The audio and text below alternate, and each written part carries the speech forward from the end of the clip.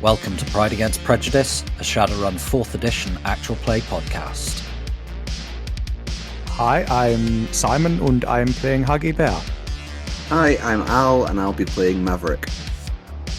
Hi, I'm Jack and I play Toyger. Hi, I'm Michael and I'll be playing Sunshine. And my name is Rhydian, I am the GM.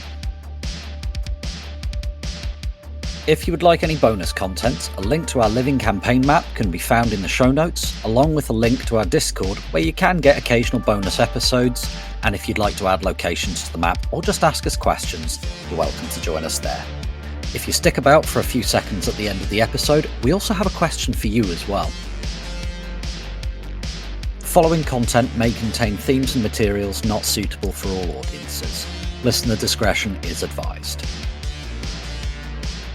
Before we dive into the episode, here's some pay data on another one of the Shadowrun podcasts out there for you to listen to. Why there, chummers, have you ever wanted to steal an egg? And not just any egg, a magic dragon egg.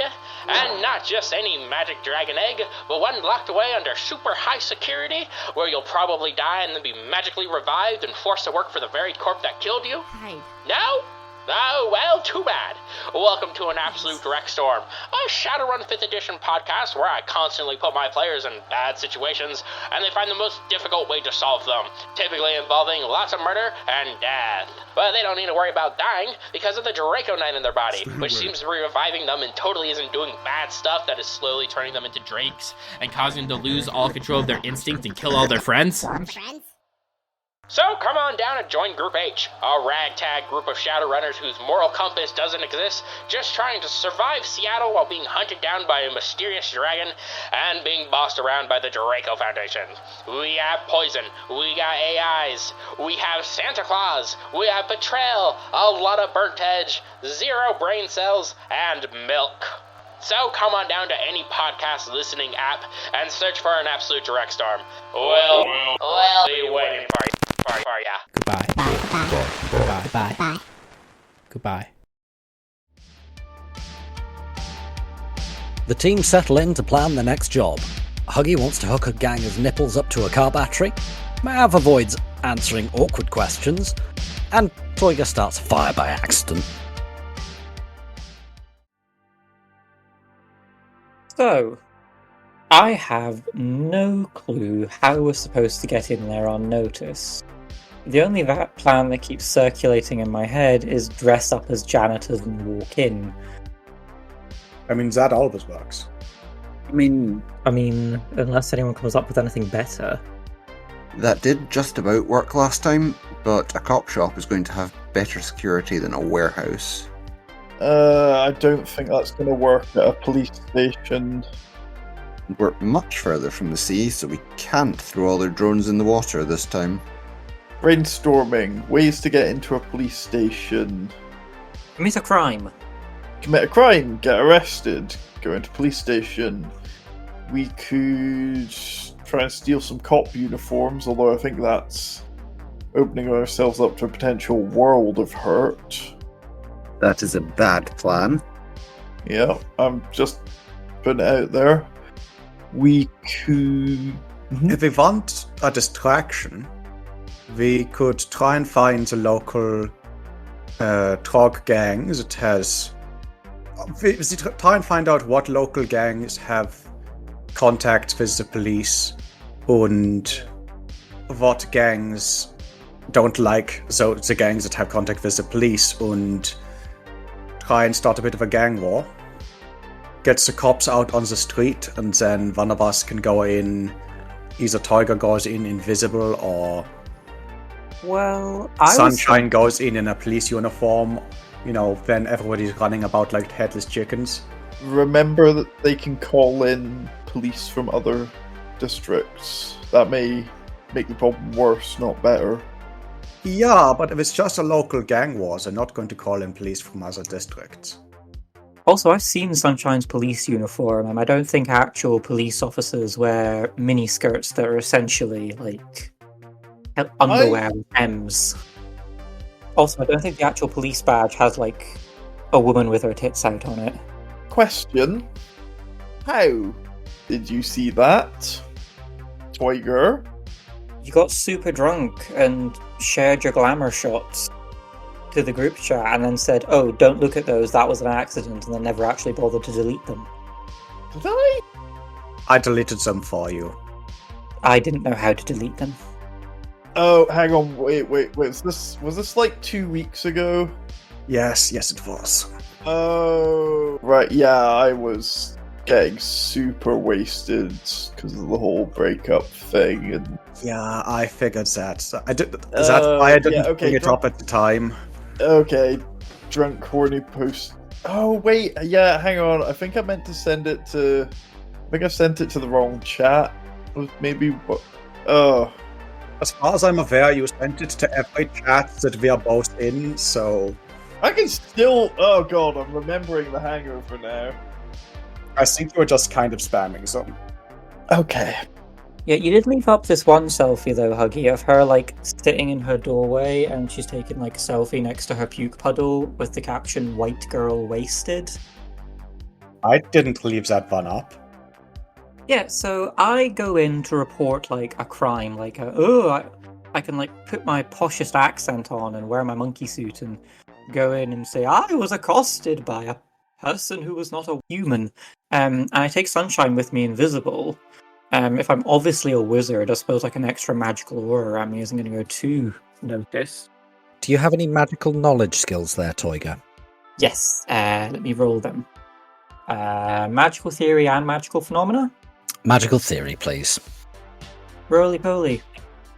A hit. Even with one hit, you know that going past security spirits with an invisibility spell on you is probably a very bad idea. It might make you visible to mundanes. It makes you light up like a fragging Christmas tree on the astral. Okay, wait. Security spirits. I forgot about the security spirits. Okay, so Sunshine, you are either a friend or a porter or like a driver or something, and you are chumming me in there. We go in, I do a little bit of sleight of hand, because once we're inside, I'm guessing the security spirits will lose interest in us. Surely the people inside is what security spirits are supposed to be interested in. I suppose they're more than... We're not trying to get out and we're not trying to get in, so we're not really going to be the focus of their attention. My thinking is, I do a little bit of sleight of hand, I make a phantasm of Sunshine staying nearby doing staff things, while the real Sunshine, who will at that point be invisible, goes and does Matrix stuff. And then when I'm finished reporting my crime, we... Again, the security spirits. They're But my not thinking gonna... is, they're for securing the perimeter and things trying to move through it. We will be indoors using magic. I don't think they'll care. I hope they won't care. I don't think that's how security spirits work. Would depend on the instructions they've been given, I suppose. But it's a plan. I remember you saying that spirits they follow instructions very literally. Yes, some of the smarter ones that have a sort of positive relationship with their summoner might intuit what they meant and follow it, but if they've just been the type of fire spirits they are, they've probably been summoned and bound by some hermetic wage mage, so they will do as they are told. There's an awful lot of probably, should have, likely to in this plan, all of which are extremely dangerous words. I don't like those words. Let's come up with a better plan.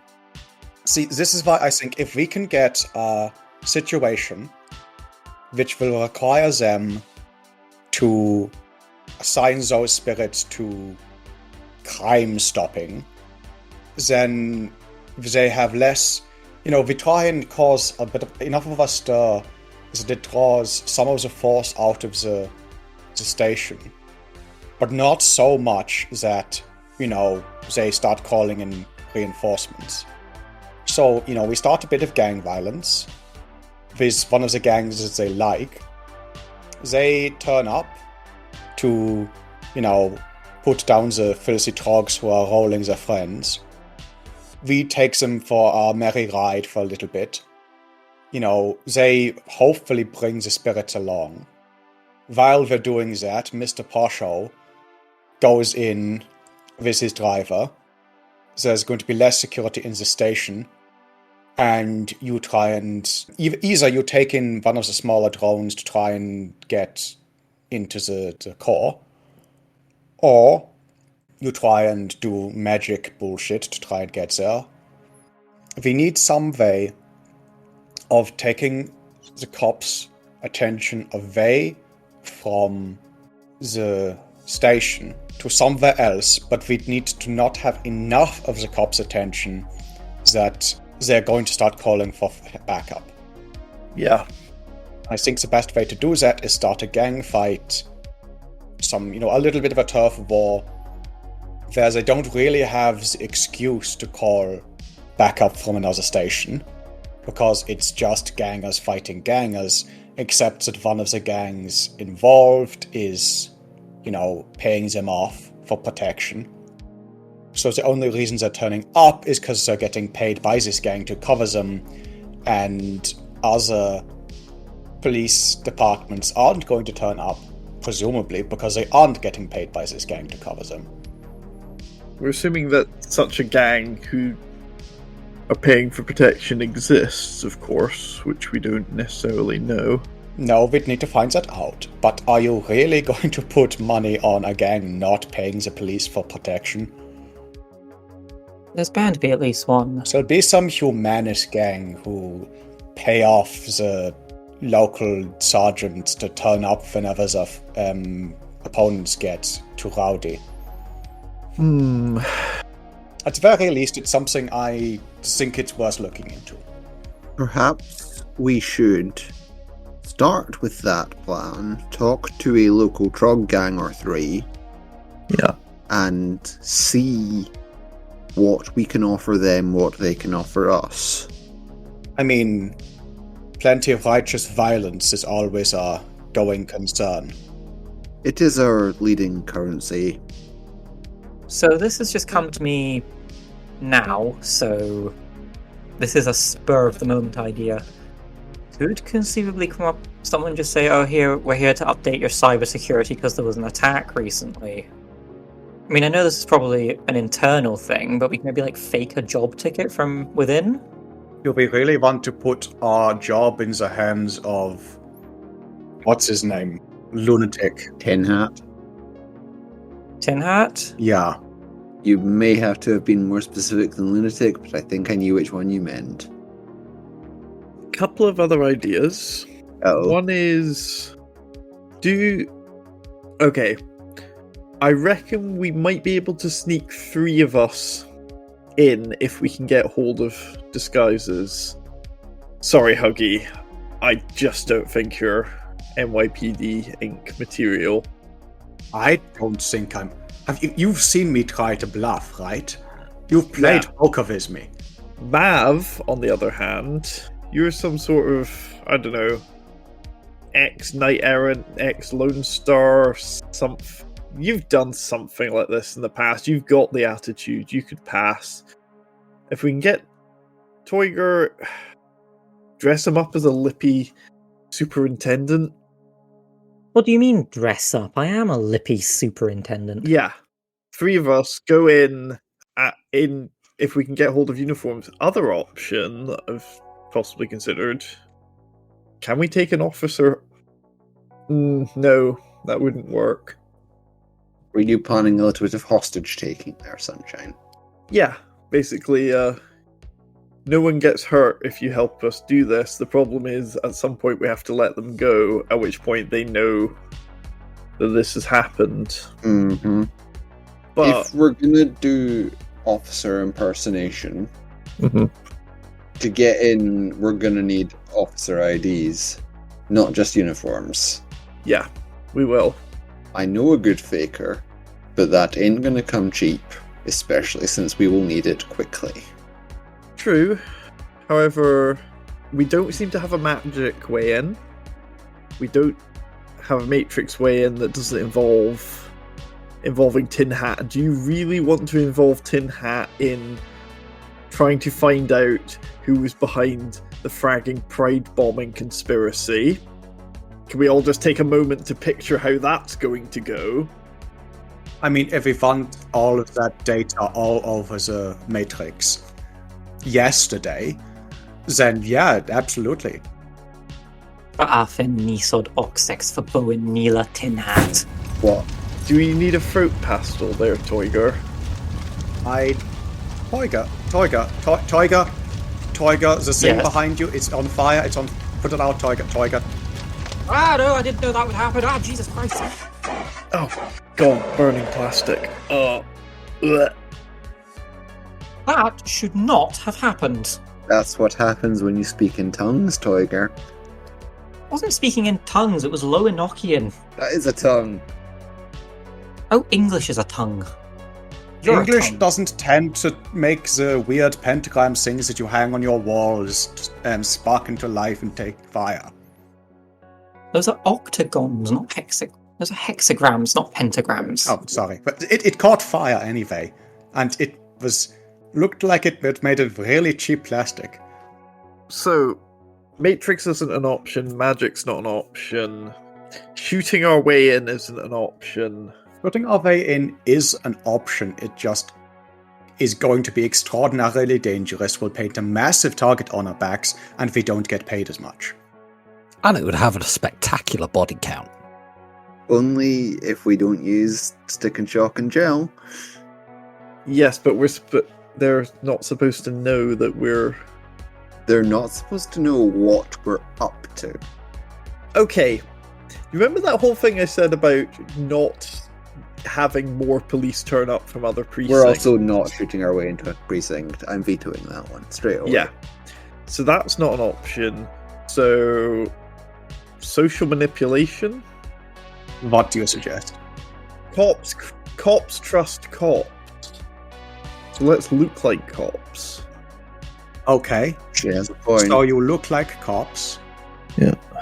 And You have that gets us in the building. only if you have IDs. Yeah. That's part of looking like a cop. We need the IDs. We'll need to talk to Eddie. How much are IDs going to cost? Mav, you said you knew a guy. How much of Eddie's pricing can I remember off the top of my head? Have I even asked him about anything remotely like this? So this is one of those ones that's not really covered exactly, because you could argue it as a license or a But it's sin. very different to, like, a gun license. Yeah, I A lot would... more illegal than a gun license. Oh, frag, yes. The other person who may know someone who could get it for us would be Giuseppe. If you want to sell your soul to Giuseppe, then, I mean, go ahead. I don't have a soul left to sell. No, it's a business transaction. Giuseppe may be able to set us up with a guy. Come on, you think Giuseppe doesn't know someone inside the Oh, I police? think Giuseppe definitely knows someone. I just think that the price is going to be way more than we're getting paid. We can always ask. Giuseppe will not ask. Well, Giuseppe always gives the option not to pay. If you take this option, you will often wish you paid cash. He asks you to do jobs. They are... Well, I've told you about the train job, right? No? No? Yes, I have. So, a couple of months ago, after we did the boat job, I incurred a favour from Giuseppe to sort the boat job. He called that in. Right.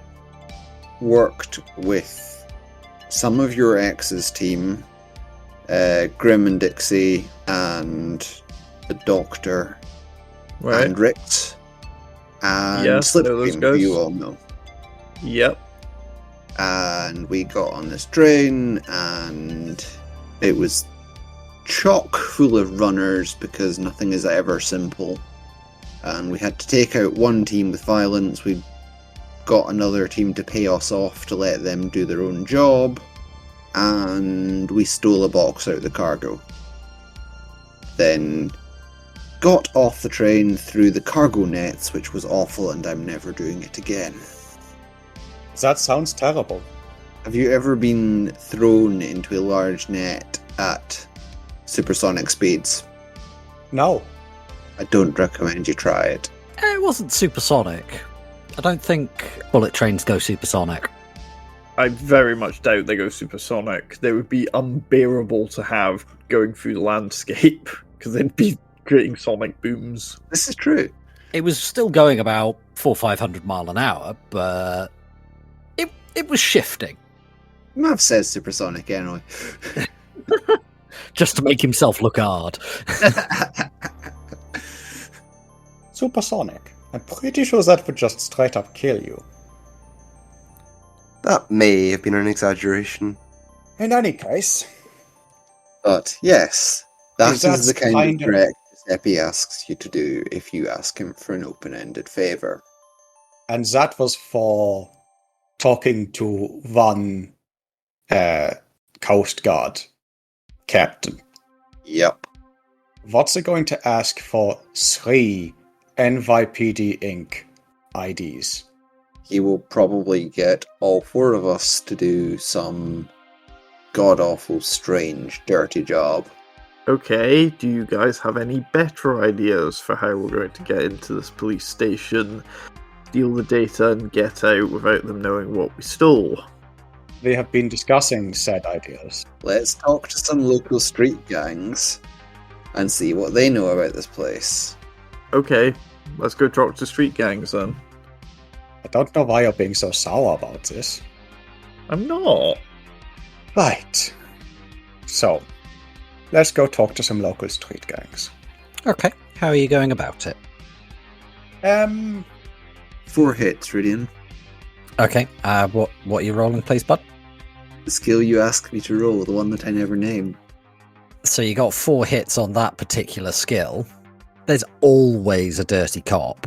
There's always somebody who's in the dreck, and there's always somebody that owes money. Yep.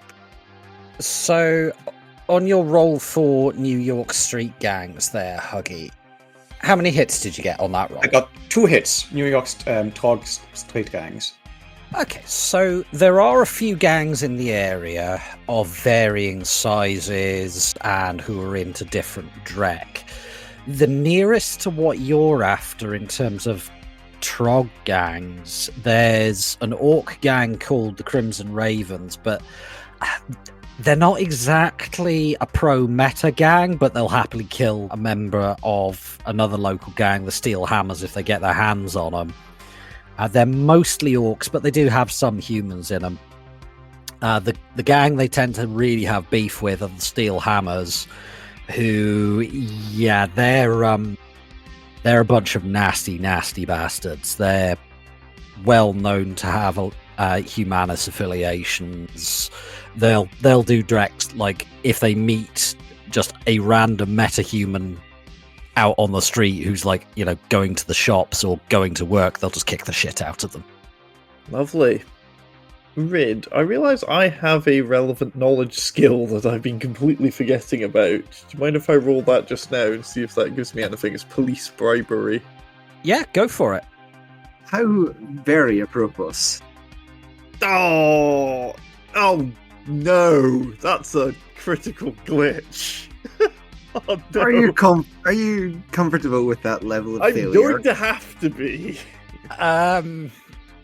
Yeah, the idea that comes to your mind and is very, very swiftly dismissed is bribery of a horizontal nature, and you're immediately going, nope, never go back to that again, nope. Nope. Can I get back a point of edge for keeping a crit glitch? You can indeed, yes. Yay. I could. Oh god, no. No. But it worked so well before. I've had more than enough pig dick for one lifetime, thank you. Oh, God. Yeah, fair. I told you that was French haute cuisine.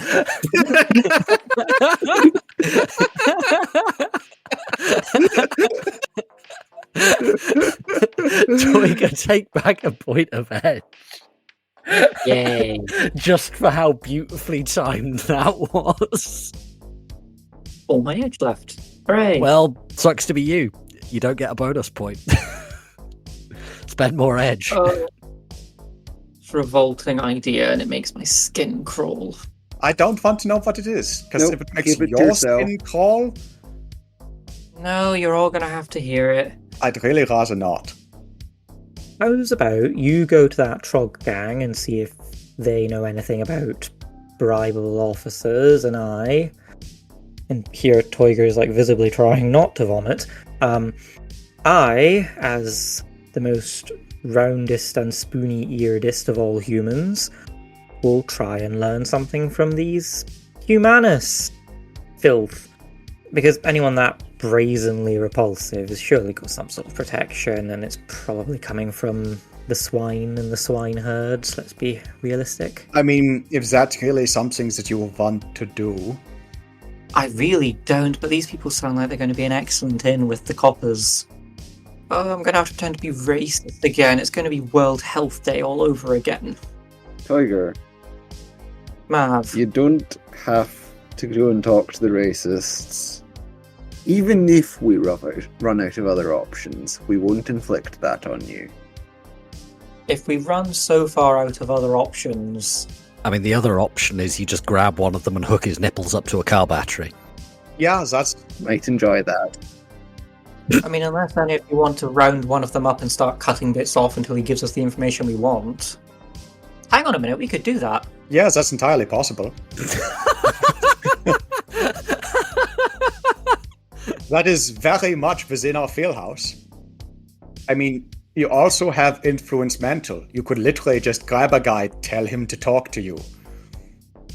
As long as he doesn't resist it, yes, we can just...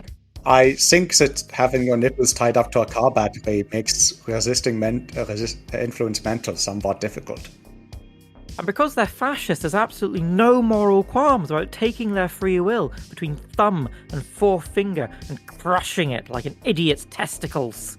I zoned out for the wrong half second. And you came back at idiot's testicles, didn't you? About a sentence before that. She came back at the nipples and car batteries. Yeah. You would come in at nipples and car batteries, wouldn't you, degenerate? Who are we doing? Toyger was plotting that he could go and talk to the local racist gangs, him being the roundest-eared human we know. Yeah. And then slowly came to the realization that if it came to that, we could torture things out of them instead of talking to them. Okay, so we do bad things to some bad people. How does this get us into the police station? Literally our job. Because the racist gang has cop contacts.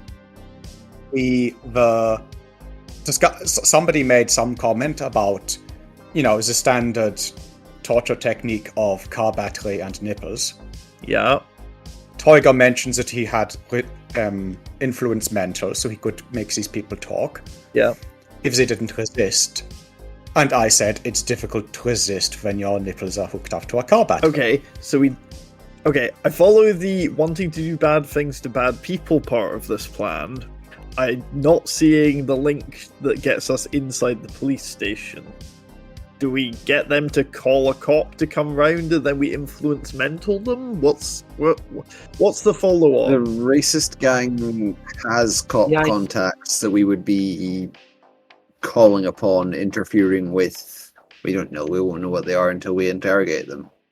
Oh, Sunshine, you're wanting to learn about magic. How it works is I get my longest spoon and I reach into the brain of the person I'm afflicting and I just stir and stir and stir until I find their free will, and then I pull it out and I twist it between my fingers to make a cat's cradle, like the intestines of a buffoon, and then play it with my tongue. Okay, that absolutely horrific mental image aside, Toyger, again, I'm not... Whatever the frag I am is not the same tradition that you is. So put down the long-handled spoons. To answer your earlier question, going back to our original idea of trying to draw some of the cops out of the station, so that the spirits are called out into service, so that you and Toyger probably can go in, Toyger can turn you invisible, and you can steal the data. If we find the gang that these guys are pals with, then we can attack them, get them to call on the pals in the police gang. They probably send the spirits, because the spirits are your first-line responders. Also disposable. That gets the spirits away from the police station. You can then use magic inside the police station. Will they send both? Will they send any? Do I know that? Give me a knowledge roll. Curses. It's no wonder people keep forgetting that they don't know that I have this knowledge skill because I keep fragging rolling it. There's a reason why we have a suspicion that you know some sort of authority figure. 3 hit. So, what exactly are you trying to find out here? I want to know how likely those guard spirits are to be reassigned. I know that, like, first magical response is usually a mage popping in. Something that directly threatens what they're assigned to guard, they're likely to go after. But other than that? If it's a threat elsewhere that's away from what... It always comes back to what are their instructions. But if they have been given instructions to defend such and such a place, then they'll defend that place. If they've been given orders, attack what attacks this place, they'll attack that. How far they chase very much depends on their instructions. The other factor is the intelligence of the spirit itself. Higher force spirits tend to be more intelligent. Sometimes they're smarter than the people that summoned them. These ones are force 4, which means they're smarter than at least half this party. They're a little smarter than the average metahuman, but they're not exactly Einstein. Like I say, smarter than most of the party. Speak for yourself. Yeah, I think we've all agreed that Mav gives off cop vibes, though. Yeah. I mean, like, look at... you've seen his room, right? He folds his underwear in triangles. Yeah, you could shave with the shirt collars in his wardrobe. This man is, organized. Mav, the kind of organized you are is either beaten into someone or beaten out of someone. I admit to nothing. What you would. Cop. Bloody cops and your Fourth Amendment rights. We are mostly teasing, Mav. Like, we trust you to tell us anything if it becomes relevant. Which is the Fourth Amendment?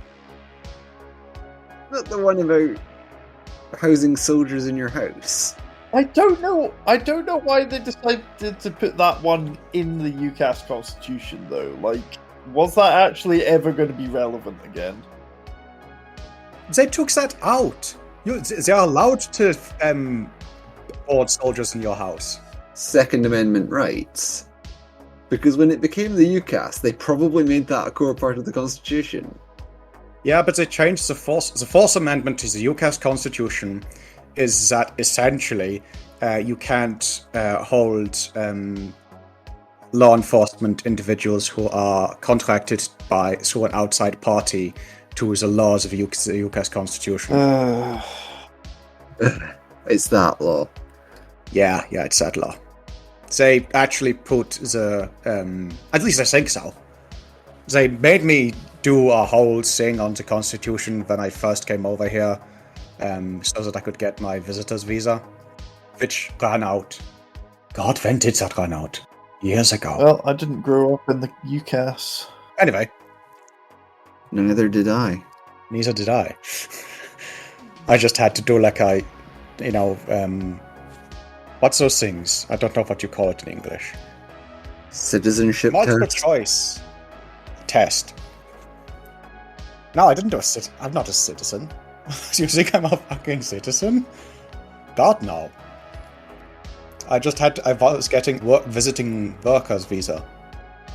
It lasted like a year and a half, something like that. And I had to do this test on the UCAS Constitution. I had dual citizenship. It was on my SYN, which got burned with the rest of it, I assume. Anyway, we were talking about committing horrendous crimes on awful people. Yeah, so we go find... The other option is I still think that trying to get some of the cops out of the station by distracting them with horrendous violence upon awful people is a good idea. I agree. Then sneaking in you two either as, poor little humans who have been looked at in a slightly mean way by a metahuman, and want to cry to Daddy about it, and then either Sunshine, you manage to sneak into the data room, or we send in Atos with some drive in it that you can access. What's Atos? Atos is the micro drone that we fitted the syringe into. With that, do you have any knowledge of drones or anything like that? Like a knowledge skill in drones? Computer background, jumped in drone gunnery, drone mechanized agriculture. Give me a computer background knowledge skill. Right. That's 2 hits. Okay, so with your 2 hits on computer background, Huggy, something you've heard of. You're a rigger, you're a runner, you've got a bit of a computer background. You've heard of something called a micro-tapper bug? So it's essentially like your Fly Spy or your Kanmushi, but it's designed to tap into fiber optic computer lines. Okay. Right, guys, this is a way of doing it. Sunshine, do you know anything about micro-tapper bugs? No, think so. 2 seconds, just checking my knowledge skills. Nope. I mean, I've heard of them, but I couldn't tell you anything more than that. I'll have to look into it. It would be one way of... If we can get that into the system, I need to remember exactly how they work. That might allow us an in, but I think we would need to get it carried in there. Well, again, the social manipulation would be an option there. Yeah. Look, do you want me to give Giuseppe a call and just find out how fragging much that it would cost? Even just to rule it out. Yeah? Giuseppe doesn't tend to give information freely, even if that information is how much would you charge. Fine, so it costs us a couple of hundred. Probably worth knowing the price. So I quite like the idea of finding a Trog Street gang and having them start something with the Police Line Humanist gang. The Humanist gang that we're assuming is police affiliated, because of course they are. Well, I mean, that's what we find out. Yep, by talking to their enemies. Anyway, but then though they call away the police, and then we do the social manipulation thing, like Sunshine and I sneak in and plant a wiretap drone. Right, I found the rules for the micro-tapper bug. It's not tremendously expensive. No, it's very cheap. And legal, and quite squishy. 100% squishy. Yeah, but it's also tiny. Indeed. If it gets stepped on, it dies. I mean, it's so cheap, we could get a couple. Get a dozen and stick them in Toyger's kitchen one night while he's flat asleep. Where were we? Outside a police station. No, outside a greasy spoon. Okay, folks, so you've got some ideas. You're outside some shithole greasy spoon in Brooklyn at the moment. Where do you want to go from here? I mean, at this point, I think I will have gone inside the greasy spoon and ordered a bucket of coffee. Well, soy calf. It is acceptable soy calf. Is any soy calf really acceptable? It is if it comes in buckets. And you've never tasted actual coffee, which most people haven't. I think I've tasted actual coffee once. I think Toyger gave it to me for one time. Well, you had it at the restaurant you were just at, and in fact, you've had it twice with Dean and Lucas. Yeah. So she's had a proper Americano with Dean and Lucas multiple times. And Toyger made her try like a specialty Colombian blend at one point, but I think that's it. No, she had a macchiato with Dean and Lucas at one I point. had an espresso as a second time. Yeah. Anyway, coffee aside. Distractions. More distractions. Toyger, he's gone in about his lined coat made entirely out of pockets and fished out a thermos full of tea. You got some jelly babies in there as well. Reaches into pockets and comes out with a packet of Thick-Well Jammy Dodgers. Or Myco babies. Would anyone who's not Mav like a biscuit? Yes. Have a biscuit. Apologise for your sarky comment and you can have a biscuit, Mav. I wasn't wrong. You weren't wrong, no, but you were sarky. And I'm the sarky one in this house. A, we're in a van. B, you are not the snarky one here. We are all snarky.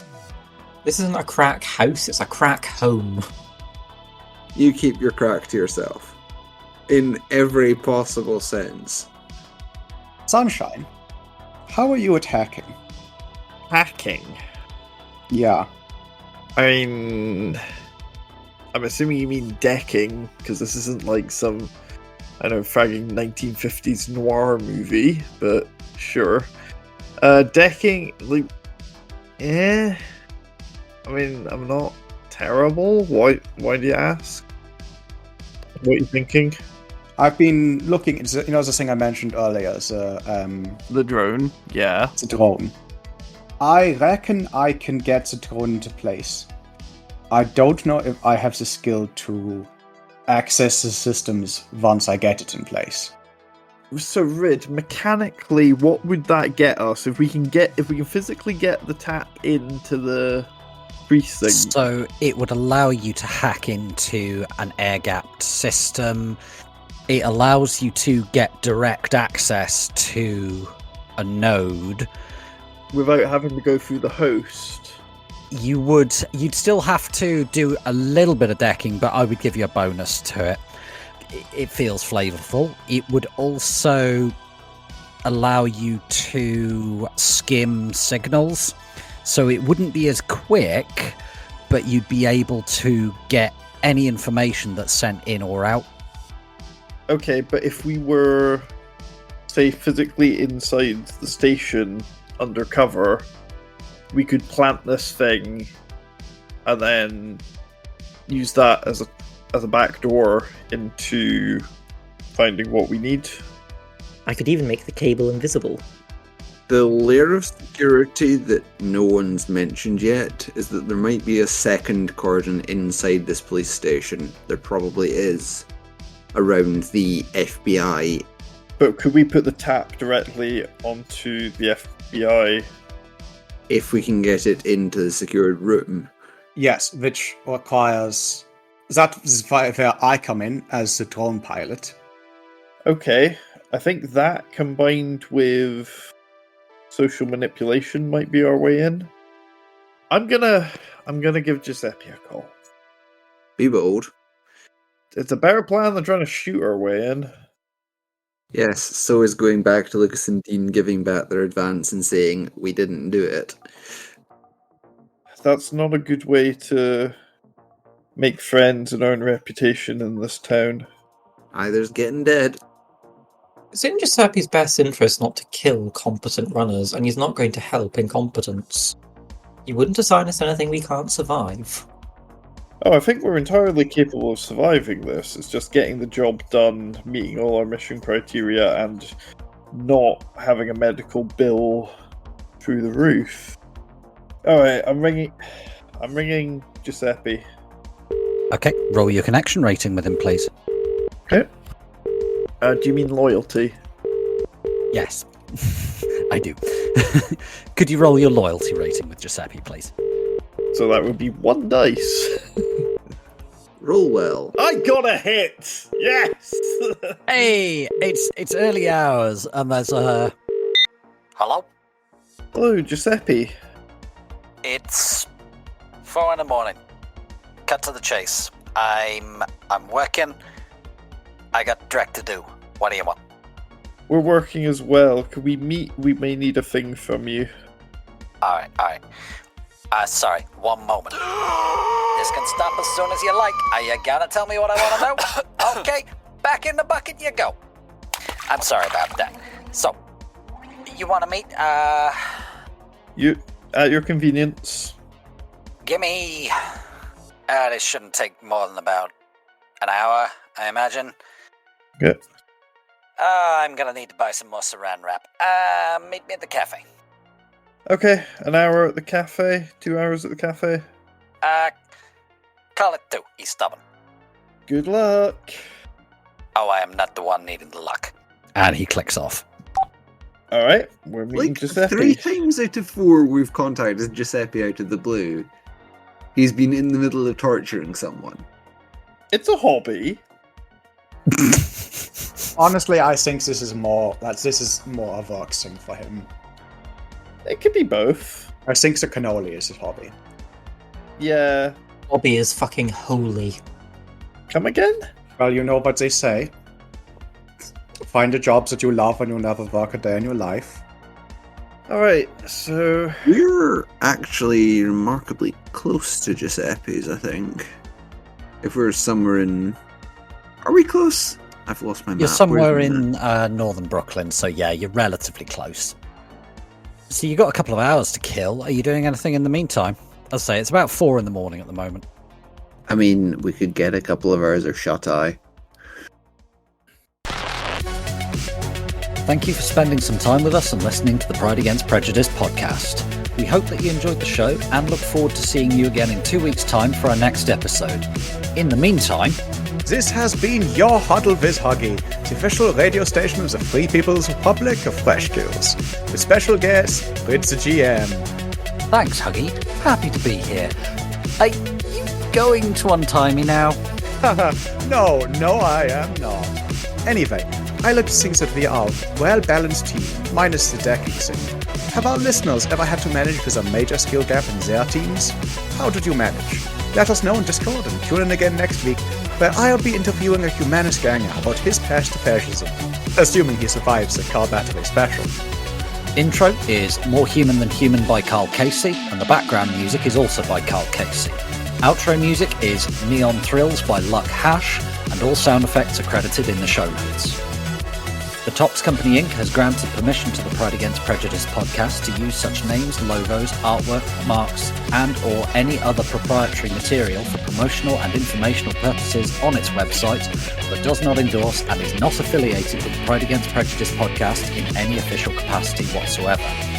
All other works mentioned in this podcast remain the property of their respective owners. The Pride Against Prejudice podcast is licensed under a Creative Commons Attribution 4.0 license, so if you want to use any part of the show, please give us the credit. See you next time, chummers.